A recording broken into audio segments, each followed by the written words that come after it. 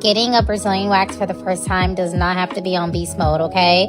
You can take baby steps. Maybe start out by just doing the bikini line, especially if you're nervous and scared. And then if you feel like that was a breeze, tell your wax lady continue.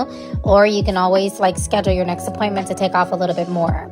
Today we're just doing a bikini line. This is the White Coral Wax by Black Coral. It's a cream-based wax, which I love to use on first-time clients who have thick, coarse hair. Look at that slow-mo pull. I know you see it. I had to do it. I just had to, and I'm so happy I did because look at all that.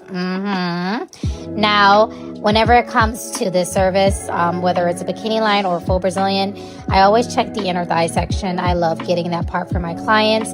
It just leaves everything looking clean and uniform, and that's just what I like. So that's what we gonna do, baby. Now, some waxers included in the service, some waxers have an upcharge. It's completely up to you what you want to do. But as a client, if you're going to get a Brazilian wax, just go for it, okay? You only live once.